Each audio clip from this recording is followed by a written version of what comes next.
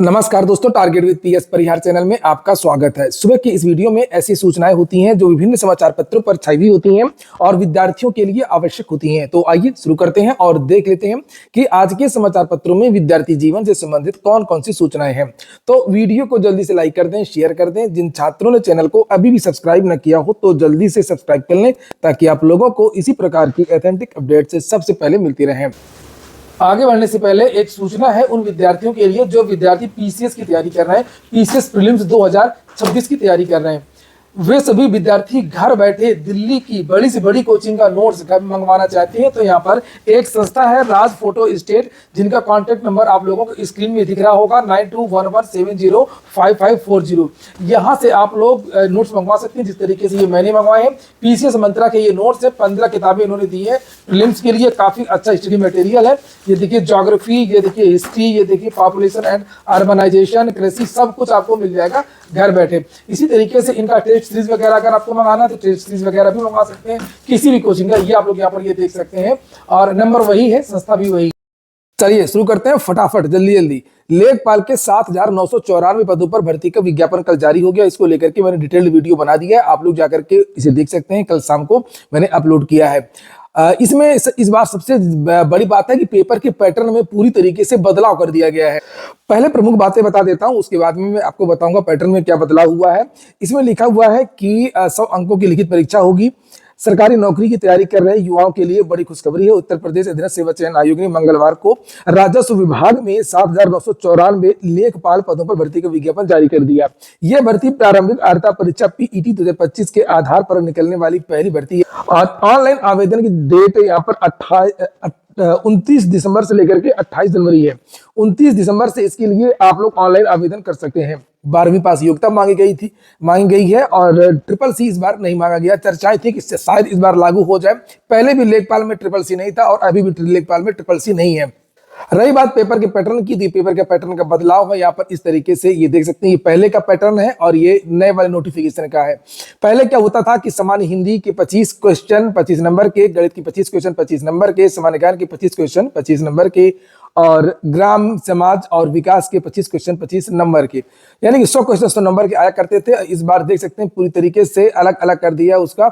5 question बताए हैं कि 5 क्वेश्चन इतिहास राष्ट्रीय आंदोलन से आएंगे, 5 क्वेश्चन भारतीय राज्य व्यवस्था से आएगी, 5 क्वेश्चन भूगोल से, भारतीय अर्थव्यवस्था एवं सामाजिक विकास के 5 क्वेश्चन आएंगे। कुल मिलाकर के ये 65 क्वेश्चन को इन्होंने अलग अलग कर दिया है। और यहाँ पर कुछ चीजें हैं जिनका भाग कम किया गया है, जैसे आप देख सकते हैं हिंदी का इन्होंने 10 कर दिया है केवल, और पहले हिंदी कितनी आती थी 25। इसी तरीके से ग्राम समाज एवं ग्राम विकास को इन्होंने 5 क्वेश्चन 5 नंबर कर दिया। ग्राम समाज के क्वेश्चन आते थे कितने 25। गणित का क्या किया इन्होंने, गणित को पूरी तरीके से खत्म करके उसका एक भाग यानी कि डाटा इंटरप्रिटेशन केवल 10 क्वेश्चन 10 नंबर का कर दिया गणित वाला भाग।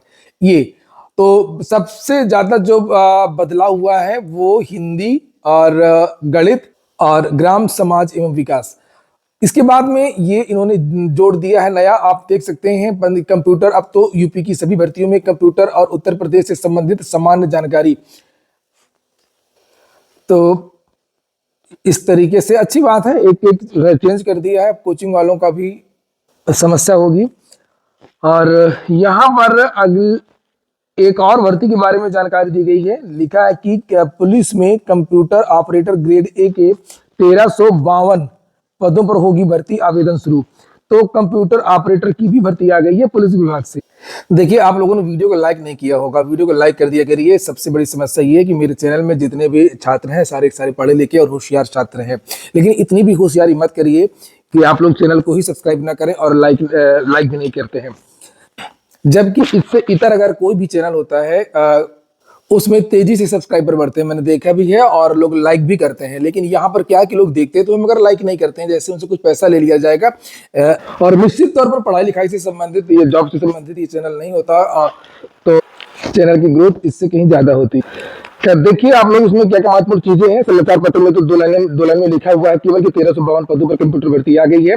और यहाँ पर विस्तृत जानकारी दी गई है कि इसके आवेदन की जो तारीख है वो 16 दिसंबर से शुरू हो गई है 15 जनवरी तक। जो विद्यार्थी, देखिए पुलिस भर्ती बोर्ड में जो विद्यार्थी भी ओटीआर करेंगे वही विद्यार्थी आवेदन कर पाएंगे। तो पहले आप लोगों को वन टाइम रजिस्ट्रेशन कराना है। अगर आपने करवा लिया यूपीएसआई या किसी अन्य भर्ती को लेकर के तो आपको नहीं करवाना है। यानी कि पुलिस भर्ती बोर्ड का अलग ओटीआर, उत्तर प्रदेश लोक सेवा आयोग का अलग ओटीआर, इस तरीके से होता है। और यहाँ पर इनका जो ग्रेड पे है वो 2400 का ग्रेड पे, इसके बारे में जानकारी दी गई। अब आ जाइए अर्हता। सबसे प्रमुख बात है अर्हता और योग्यता। तो शैक्षिक योग्यता के बारे में यहाँ पर जानकारी दिया गया है कि जो विद्यार्थी इंटरमीडिएट में फिजिक्स और गणित के साथ में पास है वही विद्यार्थी इसके लिए आवेदन कर सकेंगे। और इसके साथ में कुछ और भी चीजें हैं, जैसे प्राविधिक शिक्षा परिषद उत्तर प्रदेश से कंप्यूटर अभियंत्रण, सूचना प्रौद्योगिकी या इलेक्ट्रॉनिक्स अभियंत्रण में डिप्लोमा अगर किया है तो वो विद्यार्थी आवेदन कर पाएंगे आईटी वगैरह से, या कंप्यूटर साइंस से कंप्यूटर अभियंत्रण, ये देख सकते। पॉलिटेक्निक, यानी कि साफ साफ इसमें पॉलिटेक्निक कहा गया है, या आपने अगर ओ लेवल किया है तो भी आप लोग आवेदन कर सकेंगे। यहाँ पर ये देख लीजिए, इंटरमीडिएट पीसीएम के साथ में और ओ लेवल है तो आप लोग आवेदन कर सकेंगे। भारत सरकार के electronics accredited in computer and communication DOEACC, और ये भी ओ लेवल डोइक से होना चाहिए। साफ साफ कह दिया है इसमें, भारत सरकार द्वारा उसके समकक्ष मान्यता प्राप्त कोई अन्य परीक्षा उत्तीर्ण होना आवश्यक है। चलिए अच्छी बात है, समकक्षता का निर्धारण कर दिया गया है।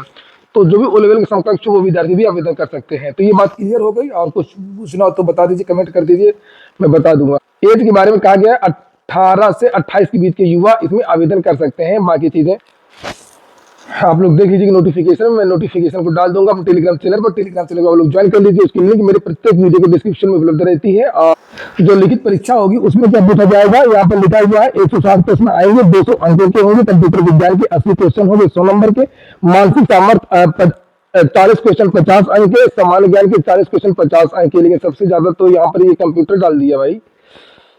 यही से पता चलेगा कि आप लोगों ने बनवाई मार्कशीट की अपने मन से पास किया है। 18 से 28 के बीच के जो युवा हैं वो आवेदन कर सकेंगे। यहाँ पर देख लीजिए अगली जो सूचना है वो उत्तर प्रदेश लोक सेवा आयोग के धरना प्रदर्शन की है। प्रतियोगियों की आयोग के खिलाफ बड़े आंदोलन की तैयारी, पहले सौंपेंगे ज्ञापन।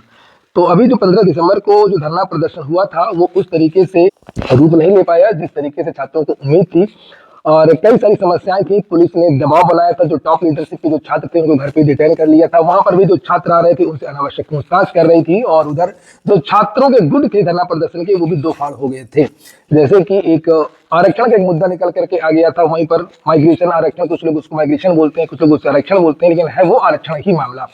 और जो मुख्य मुद्दा था, जो पहले से ही विद्यार्थियों ने जो ऐलान किया था, जो कट ऑफ को लेकर के, रिवाइज आंसर की को लेकर के, मार्क लिस्ट को लेकर के, अंकपत्र यानी कि तुरंत जारी किए जाए, चीजों को लेकर के विद्यार्थी कई सालों से मांग कर रहे हैं। तो नए सिरे से जो विद्यार्थियों ने ये तय किया है कि नए सिरे से आंदोलन होगा। अब जो धरना प्रदर्शन वहां पर हुआ था, प्रयागराज के जो भी छात्र संगठन थे उसमें भी दो फाड़ हो गए हैं।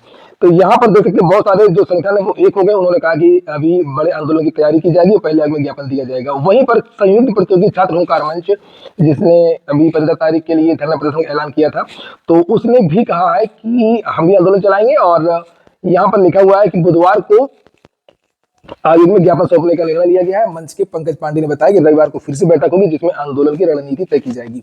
तो देखते हैं क्या होता है। और देखिए कोई बात दबाने से दबती नहीं है। अगर शासन प्रशासन सोच रहा है कि हमने दबा लिया छात्रों को, तो छात्र दबने वाले नहीं है। आंदोलन तो हो ही रहेगा और इनको आंसर की वगैरह में सुधार करना पड़ेगा, क्योंकि एक नहीं बहुत सारे ऐसे मामले निकल करके आ रहे हैं जिसमें छात्रों के बड़े आरोप हैं। अगली सूचना है जो सभी को ध्यान देना चाहिए। मैं अक्सर छात्रों को चेताता भी रहता हूं कि अब आप लोग ऐसा काम मत करिए। आपके बड़े सीनियर बुजुर्ग जो भी हैं, रिश्तेदार हैं, दोस्त हैं, वो लोग करते थे आज से 10 साल पहले, 8 साल पहले तक ये सब चीजें होती थी, लेकिन अब बिल्कुल नहीं करना है। अगर कर लिया तो उसको छोड़ दीजिए, भूल जाइए, जाकर के एफिडेविट दे आइए। एक छात्रा का विवाद हो गया था इलाहाबाद यूनिवर्सिटी में, अगर आपको याद आ रहा हो, पिछले महीने ही, और जिसमें से उसको निलंबित किया गया था। छात्र संगठन की एक छात्रा थी और यूनिवर्सिटी ने जांच किया और जांच में पता चला कि वो एक बार और स्नातक और परास्नातक कर चुकी है और दोबारा उसने बीए में एडमिशन लिया। अब इसके खिलाफ कार्रवाई होगी, क्योंकि पहले से ही मामला विवादित था और अब मौका मिल गया है। लिखा, इलाहाबाद विश्वविद्यालय से पूर्व में निलंबित की गई छात्रा सौम्या कोटारे के खिलाफ एक और मामला सामने आया है। वह स्नातक एवं परास्नातक की डिग्री पहले ही हासिल कर चुकी है, इसके बावजूद दोबारा बीए में प्रवेश लिया है। इसे लेकर के विश्वविद्यालय की उसके छात्रा को नोटिस भेज करके 22 दिसंबर तक जवाब मांगा गया है। नोटिस में यह भी कहा गया है कि क्यों ना प्रवेश निरस्त किया जाए। और पूरी कुंडली छात्रा की खुल गई है। यहाँ पर आप देख भी सकते हैं कि सौम्या के दस्तावेजों में पता चला, जो बीए में पढ़ रही थी, कि वह पहले से ही परास्नातक कर चुकी है। और परिसर में पोस्टर चस्पा करने व अन्य गतिविधियों के आरोप में विश्वविद्यालय प्रशासन ने सौम्या के खिलाफ निलंबन की कार्रवाई की थी, लेकिन छात्र छात्राओं के आंदोलन पर जिला एवं पुलिस प्रशासन के हस्तक्षेप के बाद निलंबन से संबंधित आदेश निरस्त कर दिया गया। अब डॉक्यूमेंट वेरिफिकेशन की जांच में तथ्य छिपा करके विश्वविद्यालय नियमों में प्रवेश के विरुद्ध प्रवेश लेने का मामला सामने आया है। और पता चला कि सौम्या 18 से 21 के बीच में स्नातक की पढ़ाई उसने जगत तारण डिग्री कॉलेज से की थी। इसके बाद 21 से 23 के दौरान इलाहाबाद विश्वविद्यालय से दर्शन शास्त्र की डिग्री की थी।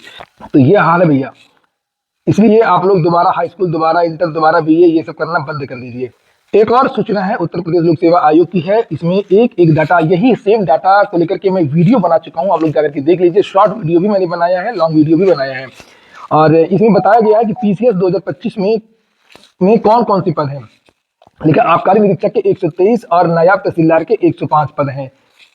तो 920 पदों के लिए रिजल्ट जारी हुआ है। और ये देखिए पदों का विवरण दिया हुआ है। 920 पद हैं। 106 पद एसीएफ और एफओ सेवा के हैं, जबकि 814 पद पीसीएस व प्रवर अधीनस्थ सेवा के लिए निर्धारित हैं। और 814 पदों में 371 सामान्य वर्ग के, 163 पद अनुसूचित जाति के, 22 पद अनुसूचित जनजाति के, 91 पद अन्य पिछड़ा वर्ग के और 67 पद आर्थिक रूप से कमजोर वर्ग के लिए आरक्षित हैं। पदवार विवरण की बात करें तो पीछे 2025 में प्रशासनिक और राजस्व सेवाओं के कई प्रमुख पद हैं, जैसे उप जिलाधिकारी एसडीएम के 34, डीएसपी के 56, आबकारी निरीक्षक के 123 और नायब तहसीलदार के 105। इसके अलावा असिस्टेंट कमिश्नर के 45, एआरटीओ के 35, कोषाधिकारी लेखाधिकारी के 92, खंड विकास अधिकारी यानी बीडीओ के 85, खाद्य सुरक्षा अधिकारी के 72 और श्रम प्रवर्तन अधिकारी के 37 पद शामिल हैं। अन्य महत्वपूर्ण पदों में जिला स्वास्थ्य एवं सूचना अधिकारी के 23, सहायक आयुक्त एवं सहायक निबंधक के 20, जिला लेखा परीक्षा अधिकारी, सहायक निदेशक सहकारी समितियां एवं पंचायत लेखा के 28 पद हैं। सहायक निदेशक ज्येष्ठ प्रवक्ता और जिला लेखा परीक्षा अधिकारी के 10 पद हैं। जिला पंचायत राज अधिकारी के 8, जिला युवा कल्याण एवं प्रादेशिक विकास दल अधिकारी के 5, जिला अल्पसंख्यक कल्याण अधिकारी और जिला पिछड़ा वर्ग कल्याण अधिकारी, सहायक अभियोजन अधिकारी के 4, जिला खाद्य विपणन अधिकारी व उप सचिव आवास शहरी नियोजन विभाग के 3, उप निबंधक सहायक आयुक्त उद्योग प्रवर्तन, गन्ना निरीक्षक एवं सहायक चीनी आयुक्त, प्राविधिक सहायक रसायन के 2 और सहायक श्रमायुक्त का 1 पद शामिल है। ये पूरे पदों का विवरण है। और इसी तरीके से यहाँ पर एसीएफ के 10 और आरएफ के 96 पदों के बारे में जानकारी दी गई है। कौन कौन मेंस दे रहा है कमेंट बॉक्स में बताइए। 69,000 सहायक शिक्षक भर्ती मामले की सुनवाई 4 फरवरी तक टल गई है। तो देखिए यही होता है कोर्ट का, मतलब कभी कभी क्या होता है ना कि कोई पद के जो अधिकारी होते हैं, जो कर्मचारी होते हैं, वो उस पद से बड़े हो जाते हैं। ये पता नहीं चलता कि ये जो पद है वो किस लिए बनाया गया है, किसकी कमी है, क्या कहा जाए। कितना नुकसान हो रहा है छात्रों का, आम नागरिकों का कोई मतलब नहीं है। इस व्यवस्था में बदलाव होना चाहिए, सुधार होना चाहिए। कोर्ट केस इतने लंबे, इतने सालों तक चलते रहते हैं कि कुछ कहा नहीं जा सकता। आज के वीडियो में इतना ही। पूरा वीडियो सुनने के लिए बहुत बहुत धन्यवाद। फिर से कह रहा हूँ कि लाइक करके जाना, ऐसे नहीं जाना है, लाइक करिए फिर जाइए।